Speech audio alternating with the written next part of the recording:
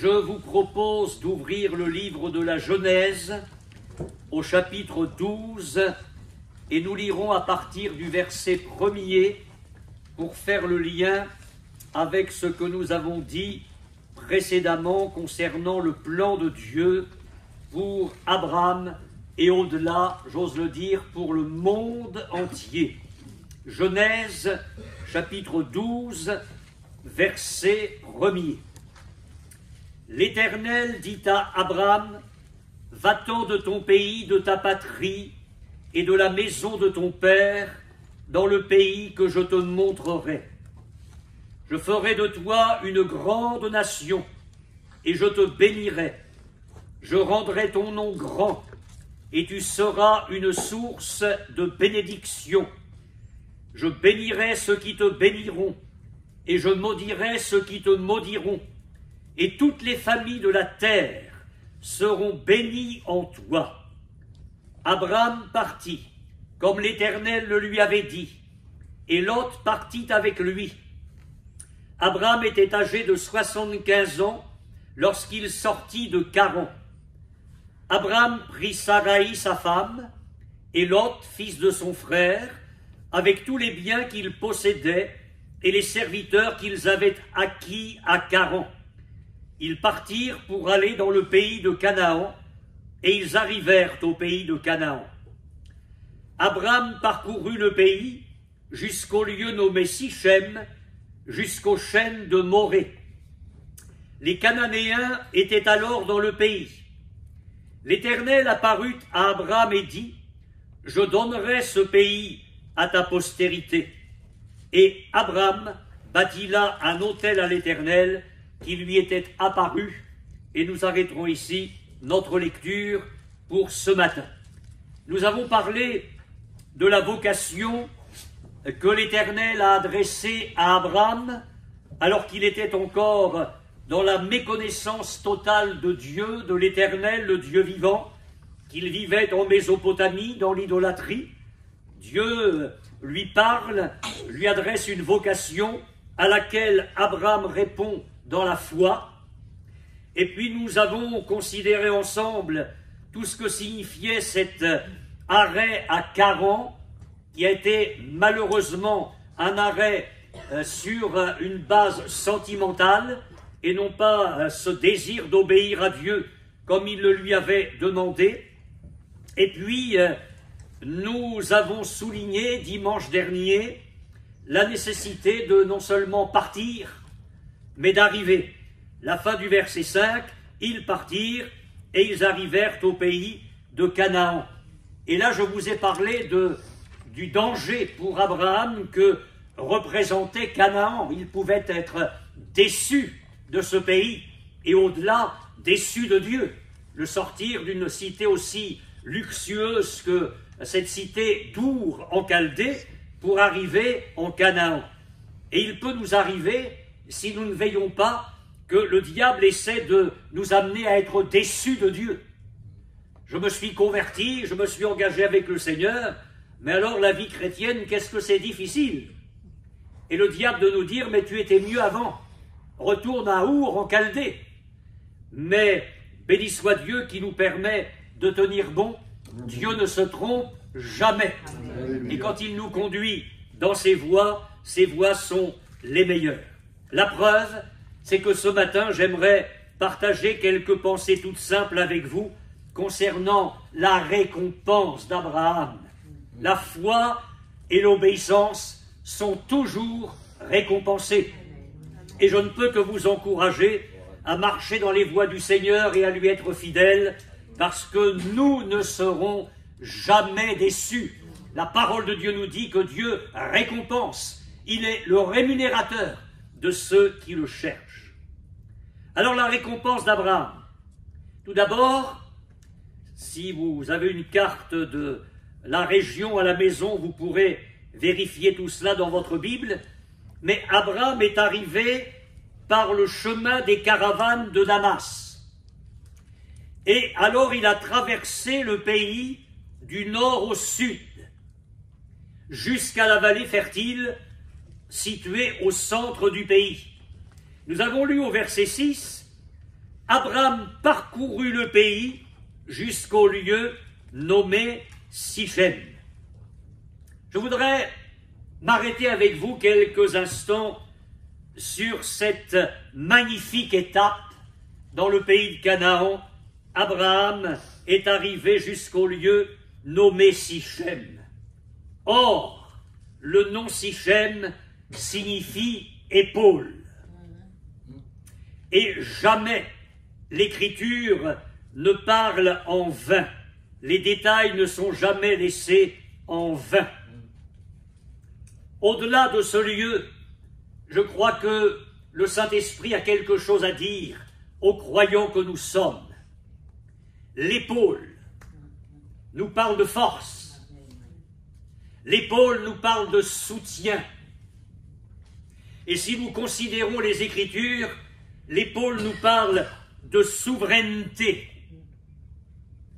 Et j'oserais dire que Abraham, complètement déraciné de la Mésopotamie, et arrivant là en Canaan comme un homme de foi, mais qui a perdu toutes ses racines et tous les repères d'autrefois, il s'est dépouillé de son ancienne vie. Il arrive là en Canaan, je vais y venir dans quelques instants, au milieu d'un peuple terrible, et il a besoin de force, il a besoin de soutien, il a besoin de s'appuyer sur la souveraineté de l'Éternel en face des Cananéens. Mes frères et sœurs, ne nous leurrons pas. La vie chrétienne est un chemin difficile. Sur le plan des choses humaines, je vous en ai parlé la semaine dernière, il y a de quoi être déçu. Il n'y a aucun appui sur les choses de la terre. Nous l'avons chanté tout à l'heure, fuyez au loin, vanité de la terre. Relisez le livre de l'Ecclésiaste. Vanité des vanités, tout est vanité sous le soleil. Le diable est le maître de cette terre, le monde entier gît sous la puissance du malin. Et l'Église est sur cette terre comme un peuple d'étrangers et de voyageurs.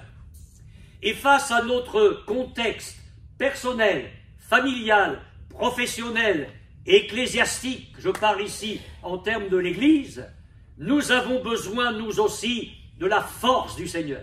Amen. Nous avons besoin de son soutien. Nous avons besoin de nous appuyer sur sa souveraineté. Abraham aura besoin de s'appuyer sur tout cela pour prendre dans la foi l'héritage qui lui est promis. Et en ce qui nous concerne, nous avons un formidable héritage à conquérir en Jésus-Christ. Canaan n'est pas l'image du ciel, Canaan c'est l'image de notre vie chrétienne, de notre héritage dans le Seigneur. Et j'aime l'ouverture de l'épître aux Éphésiens, béni soit Dieu, le Père de notre Seigneur Jésus-Christ, qui nous a bénis de toutes sortes de bénédictions spirituelles dans les lieux célestes en Jésus-Christ. Et pour conquérir tout ce que le Seigneur a en réserve pour nous, nous avons besoin de sa force, nous avons besoin de son soutien, nous avons besoin de nous appuyer sur sa souveraineté. Le ton est donné dans le livre du prophète Ésaïe. Au chapitre 9, verset 5 de son livre, Ésaïe annonce la venue du Messie, la naissance de Christ, il y a pour nous une bonne vingtaine de siècles en arrière. Un enfant nous est né, un fils nous est donné. Ça, c'est la première partie du verset 5. La deuxième partie, on l'appellera, et à chaque fois c'est deux noms composés, on l'appellera admirable conseiller, Dieu puissant, Père éternel, Prince de la paix. Donc il y a l'annonce de la venue de Jésus en tant que Fils de l'homme sur notre terre. La deuxième partie du verset nous projette dans un règne messianique à venir. Dieu puissant, Père éternel, Prince de la paix. Et entre les deux, cette petite phrase, toujours dans le verset 5, mais qui est là comme la colonne vertébrale du verset, la sève du verset. La domination reposera sur son épaule. Amen.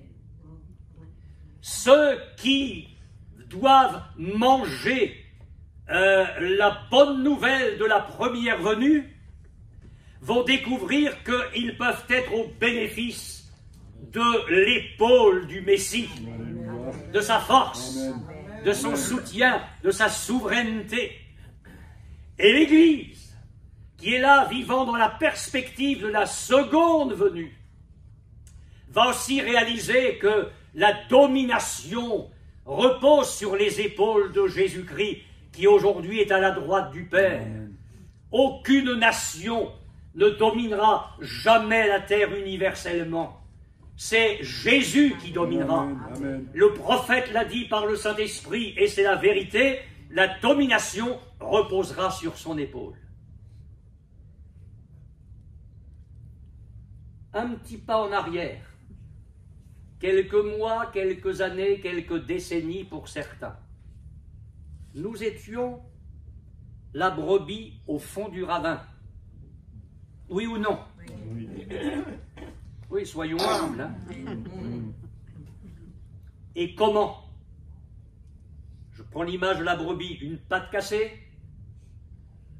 égratignée par quelques bêtes féroces, gisant là dans notre souffrance. Nous étions au fond. Qui pouvait nous tirer de là? Jésus nous le dit dans Luc 15. Quel homme, s'il a 100 brebis et qu'il en perd une, ne laisse les 99 autres dans le désert pour aller à la recherche de celle qui est perdue? Et il la cherche, et il la cherche, et il la cherche, comme Dieu te cherche ce matin, jusqu'à ce qu'il la trouve. Parce qu'il ne se lasse jamais dans son amour. Alléluia. Et que dit le Seigneur? Quand le berger trouve cette brebis perdue, il la met sur ses épaules, parce que elle, blessée, qui vient de saisir le salut du berger, n'est pas en mesure encore de marcher. Elle n'en a pas la force, elle n'en a pas l'énergie, elle n'en a pas la capacité. Alors, essayez de vous représenter l'image. La brebis faible, blessée, est sur les épaules du berger. Elle est au bénéfice de sa force, de son soutien, et je le répète, de sa souveraineté. Et le berger la ramène à la maison. Et là, il bat le rappel, il appelle les voisins, les amis. Réjouissez-vous, j'ai retrouvé ma brebis qui était perdue. Mais que d'histoire pour un mouton. Mais c'est toute la valeur que nous avons au prix et aux yeux du Seigneur. Souvenons-nous de cela. Si nous sommes là ce matin, c'est vraiment parce qu'au départ, il nous a portés sur ses épaules. Amen, amen. Il nous a portés sur ses épaules tout le temps qu'il fallait. Alors il est possible qu'aujourd'hui, et c'est souhaitable, que nous commencions à gambader quand même un peu. Mais il n'est pas loin. Et nous avons, d'une certaine manière encore, besoin de sa force, de son soutien, de sa toute-puissance. La souveraineté repose sur son épaule. Peut-être ce matin, quelqu'un est là comme la brebis perdue.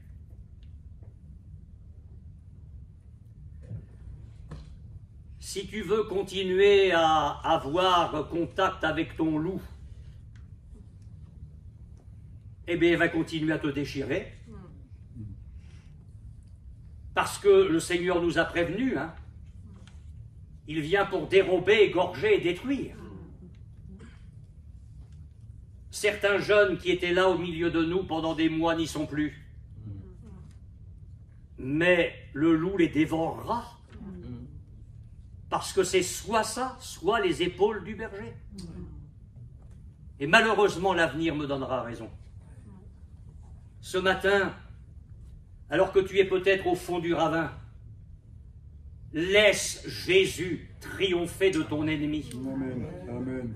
Laisse-toi saisir par Jésus. Laisse-toi prendre par Jésus. Laisse-toi te tirer d'où tu es pour qu'il te mette sur ses épaules et qu'il te ramène dans la bergerie.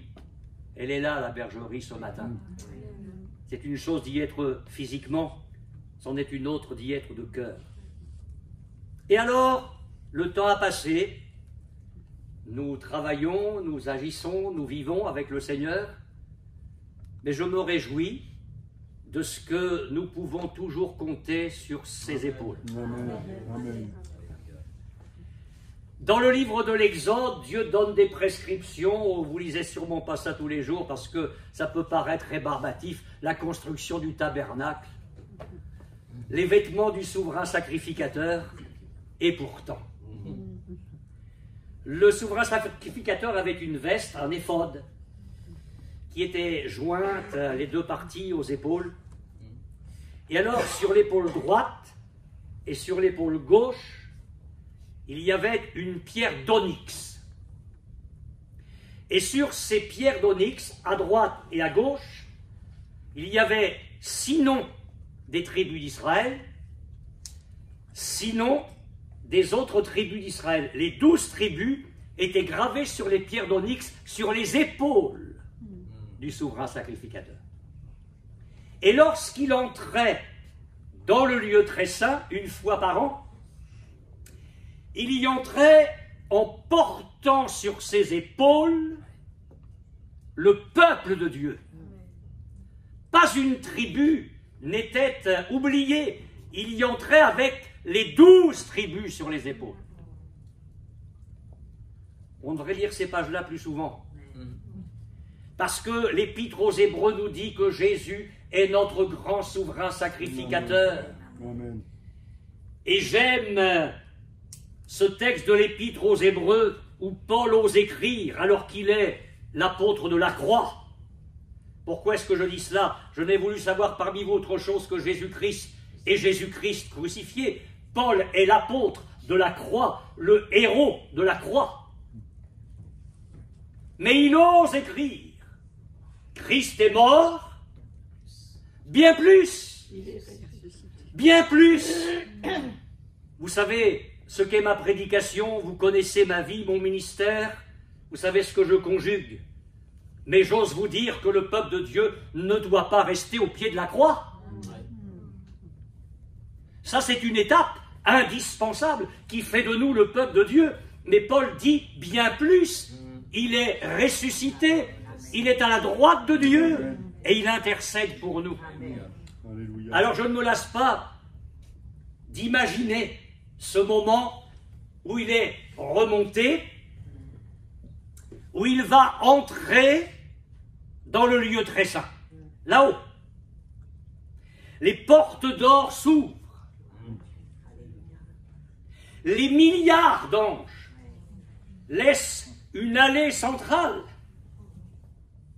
Et il arrive, le vainqueur de Satan, Alléluia. le vainqueur de Golgotha. Gloire à Dieu. Il arrive avec son sang et il traverse le tabernacle le plus grand, plus parfait, qui n'a pas été fait de main d'homme. Et il arrive là jusque dans le lieu très saint à la droite du Père. Et il y arrive avec son sang, le sang de la nouvelle alliance, une alliance éternelle. Et à la droite du Père, il va maintenant être ton grand souverain sacrificateur. Il est ressuscité, il est à la droite de Dieu et il intercède pour nous. Alors si on reprend l'image de l'Exode, il y est avec ton nom sur ses épaules. Et entends-le prier dans Jean 17, la fameuse prière dite sacerdotale, c'est la prière du souverain sacrificateur par anticipation. Je n'ai perdu aucun de ceux que tu m'as donnés. Laissons Judas de côté. Pourquoi? Mais parce que sur les épaules de ton grand souverain sacrificateur, il y a ton nom. Et je me réjouis ce matin de savoir que Jésus prie pour moi. Je ne sais pas si vous le croyez, mais c'est ma force. C'est ma victoire. Jésus prie pour toi. C'est rien, c'est pas peu de chose de penser cela. Jésus savait tout ce qui allait arriver à Pierre. Lui, il s'endort à Gethsémanée, mais avant ça, il dit, Seigneur, moi je suis prêt à aller avec toi en prison, à la mort. Tu vas voir, si tous sont là défaillants, moi je suis là. Ah ben, à Gethsémanée, déjà dans la réunion de prière, il dort. Au moment où la petite armée conduite par Judas arrive pour saisir Jésus, il dégaine l'épée. Et non. C'est pas ça qu'il faut faire. C'est dégainer la prière avant. Mais Jésus avait dit à Pierre, le diable vous a réclamé pour vous cribler comme le froment. Mais j'ai prié pour toi, afin que ta foi ne défaille pas. Si chacun de vous, et je vous regarde presque dans les yeux en face, je ne peux pas me regarder moi, mais si chacun de nous ne bénéficiait pas du ministère de souverain sacrificateur du Seigneur, il y a longtemps que nous ne serions plus là. Mais il prie pour toi, afin que tu tiennes bon. Nous sommes sur ses épaules. Bon, Sichem, c'est pas si mal que ça. Il faut bien Sichem en Canaan, hein. Il nous faut bien ça. Si vous avez votre Bible ouverte, dans Genèse 12:6, il est dit aussi qu'il a parcouru le pays jusqu'au lieu nommé Sichem, jusqu'aux chênes de Morée. Alors, dans ma version seconde, le mot chêne est au pluriel, mais sachez que le texte hébreu et plusieurs versions traduisent jusqu'aux chênes de Morée, et le chêne est au singulier. Je crois qu'il y a une sorte, il y a la version Darby, vous confirmez? Ah oui, Darby, c'est bien. Notez-le, le mot dans le texte original, et Darby le traduit bien, le mot chêne est au singulier. Jusqu'au chêne. Morée est un nom qui signifie celui qui enseigne. Et pourquoi ce nom? Parce que la plupart de ceux qui ont fait des recherches très approfondies disent qu'il y avait là, dès la plus haute antiquité, un chêne sous lequel les prêtres enseignaient le peuple, d'où plus tard le nom juif, chêne de celui qui enseigne. Chêne de Morée, c'est chêne de celui qui enseigne. Alors revenons à notre patriarche Abraham. Il a non seulement besoin de Sichem, force, soutien, souveraineté, épaule, mais il va avoir aussi besoin de Morée, celui qui enseigne. Il a maintenant besoin d'instruction, d'enseignement. Et je pense à ce que le Seigneur disait à David après sa chute et sa repentance. Dieu lui dit, je t'instruirai, je te montrerai la voie que tu dois suivre, je te conseillerai, j'aurai le regard sur toi. Je vous propose de relire dans le temps les 4 évangiles avec une certaine paire de lunettes. Vous les lirez en relevant toutes les fois où le Saint-Esprit nous dit, par la plume des évangélistes, que Jésus enseignait. C'est très impressionnant. Le nombre de fois où l'on voit le Seigneur enseigner, ne le prenons pas seulement comme celui qui évangélisait, mais dans l'annonce de la bonne nouvelle, il y a de l'enseignement. Parce que s'il n'y a pas quelque chose de solide dans l'annonce de la bonne nouvelle, on fait des sauvés chétifs. On fait des sauvés faibles. Il faut que les âmes reçoivent l'enseignement de la parole de Dieu. Oui, Abraham a bénéficié de cela. Dieu va l'enseigner, Dieu va l'instruire. Les chapitres qui suivent sont de magnifiques chapitres où on voit Dieu façonner Abraham, Dieu se révéler à Abraham, Dieu le prépare pour tout ce qu'il attend de lui et tout ce qu'il va devoir faire pour entrer dans le plan de Dieu. Et alors, je vous ai parlé de récompense.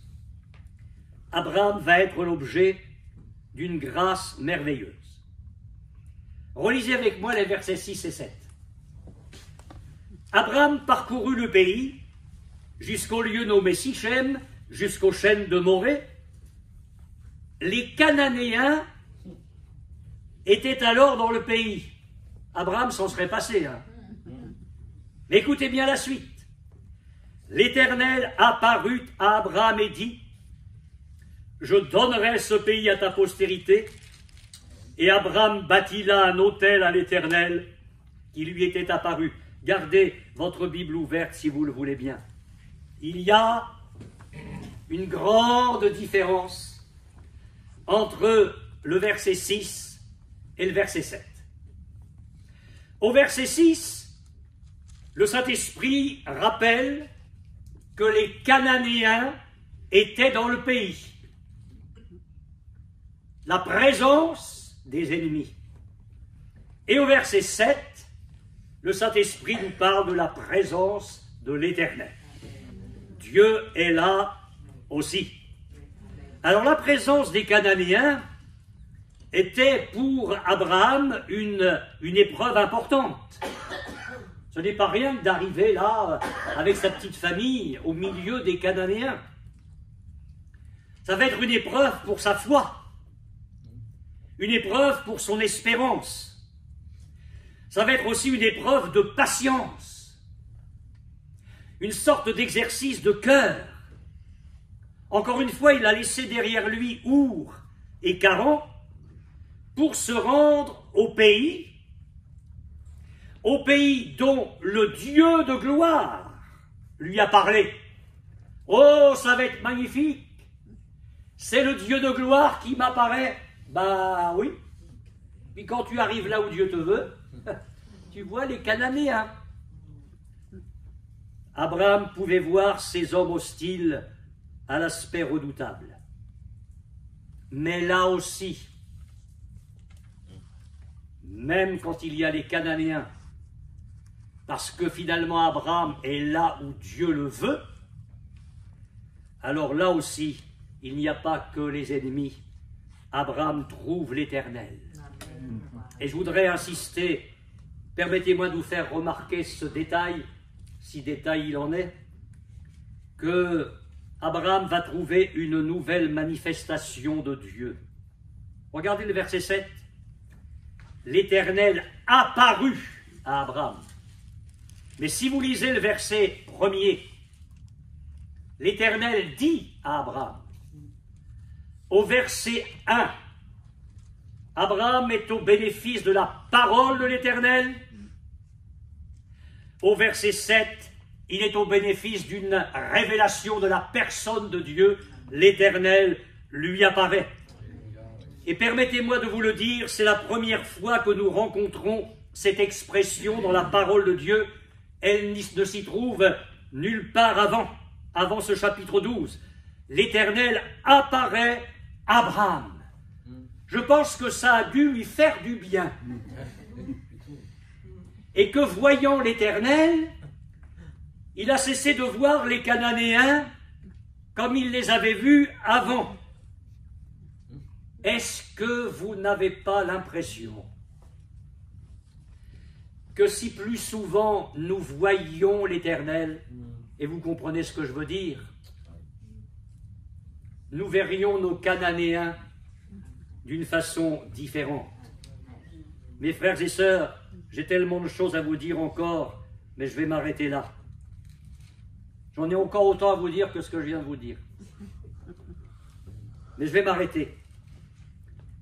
M'arrêter en vous disant que nous devrions sentir le besoin d'une connaissance plus grande de Christ. Amen. Amen. Et c'est en ayant une connaissance, une révélation intérieure de ce qu'est Christ, de sa merveilleuse personne, de sa magnificence, de sa puissance, laissant le Saint-Esprit prendre de ce qui est à Jésus et nous l'annoncer, que nous verrions les choses d'une façon différente. Je dis, ô Jésus, donne-nous d'avoir soif de ta personne. Amen. Amen. Donne-nous de nous rassasier de ton image. Nous tous qui, le visage découvert, contemplons comme dans un miroir la gloire du Seigneur.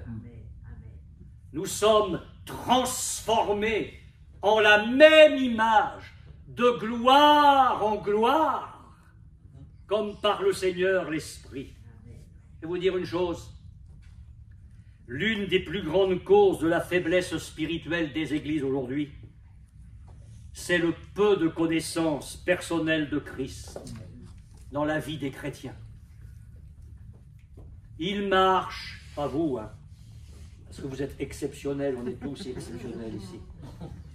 Mais ailleurs, les chrétiens marchent d'abattement en abattement. Ça va, sœur? Bah non. Alors on se dit la semaine d'après, ça va aller mieux. Ça va? Bah non. Ils vont de tristesse en tristesse, de découragement en découragement. Mais où est ton Sichem? Où est ton chêne de Morée? Puise là ta force. Puise là ta force.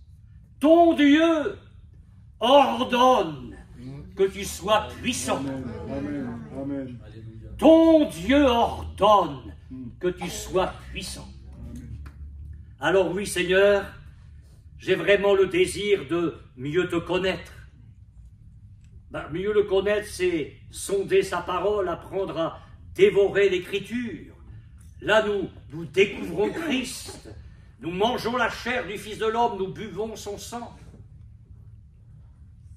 Même un prophète comme Élie peut être à plat. Il est là, sous son genêt dans le désert, et il dit, moi je veux mourir. Je ne suis pas meilleur que mes pères. Alors dans le sens, ça veut dire quoi? Ça veut dire que mon ministère n'a pas été plus efficace que ceux qui l'ont précédé. Alors je veux mourir. Et vous savez, quand on se nourrit comme ça, on s'endort. Alors il s'endort sous le genêt. Puis l'ange de l'Éternel arrive,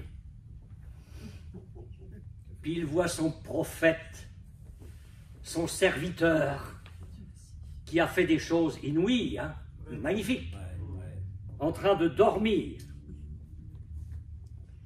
Le crack est en train de craquer. Je ne sais pas combien de temps il l'a regardé. Et puis le Seigneur, qui est un bon cuisinier, même un bon pâtissier, je pense, fait chauffer une pierre, puis il confectionne un gâteau. Ah, mesdames, je ne sais pas si vous êtes capable de faire d'excellents gâteaux, mais alors celui-là, made in ciel. Je ne sais pas ce qu'il a mis dedans, mais c'était quelque chose. Alors, l'ange réveille Élie. Il y a une petite conversation. Et puis le Seigneur dit, allez, lève-toi et mange. Alors, Élie mange. Je ne sais pas s'il avait bon appétit, je ne pense pas qu'il ait mangé tout. Mais il se rendort. Il se rendort. Je me parle, il faut que nous les pasteurs, on soit patients et persévérants. Alors, le Seigneur réveille son prophète une deuxième fois, il dit, lève-toi et mange parce que le chemin est encore long pour toi. Et là, Élie mange, et avec la force que lui donne le gâteau, voici vitamine D, vitamine E, je ne sais pas ce qu'il y a là-dedans, il marche 40 jours et 40 nuits jusqu'à la montagne de Dieu à Horeb. Je vais le dire comme ça, mange Christ. Amen. mange Christ. Et avec la force que va te donner cette nourriture, tu vas être capable d'aller jusqu'au bout. Jusqu'au bout. Ne faisons pas le plaisir de Satan en chantant nos cantiques négatifs. J'y arriverai pas, je pourrai pas, ça va pas. Jetons tout ça dans le feu. Et disons ce matin, Seigneur, moi je veux mon Sichem. Je veux tes épaules.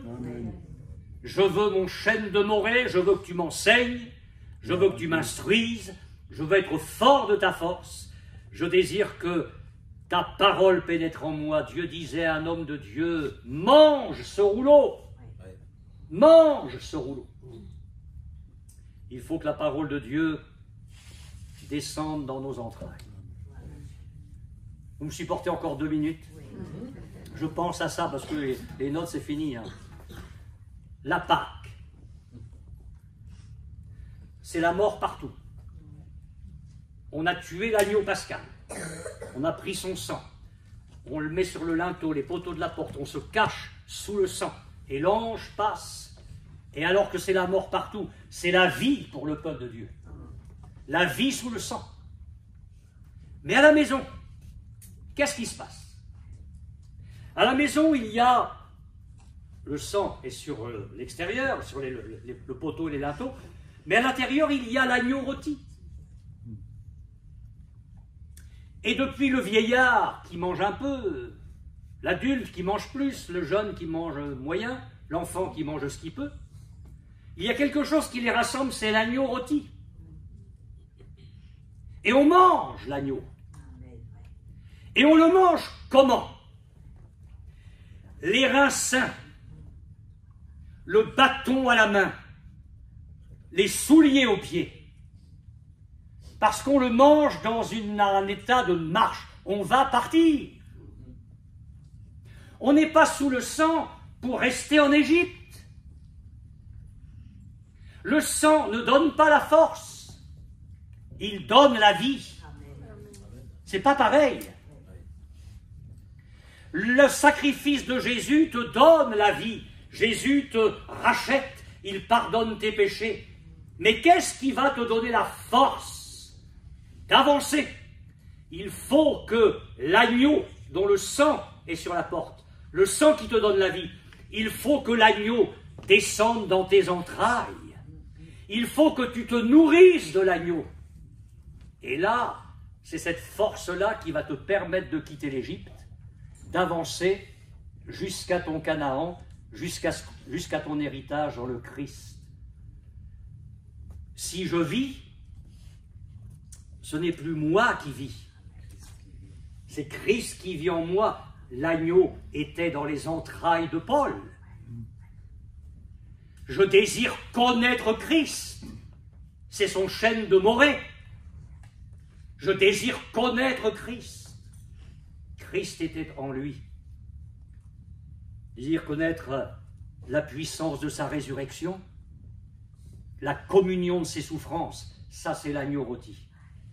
Si, ensemble, nous prenons le message de ce matin non pas comme un message de plus, mais comme une véritable ligne directrice pour notre Église, pour chacun de nous, oui, nous allons faire des progrès. Amen. Amen. Christ va être glorifié, il va être vu en nous, et nous allons pouvoir nous épanouir dans l'héritage que le Seigneur nous réserve. Amen. Amen. Amen. Nous nous recueillons et nous prions ensemble. Père Céleste, que ta grâce nous soit communiquée ce matin. Nous voulons faire comme Marie, nous voulons repasser ces choses-là dans nos cœurs, dans les heures, les jours qui viendront. Nous ne voulons pas, Seigneur, être oublieux. Il y a plus qu'une simple réflexion sur un texte de ta parole. Il y a là une véritable direction pour notre vie. Seigneur, fais-nous grâce. Il y a une formidable récompense lorsque nous savons t'obéir, lorsque nous savons marcher par la foi. Que ta grâce soit donnée à chacun de nous ce matin. Amen, amen.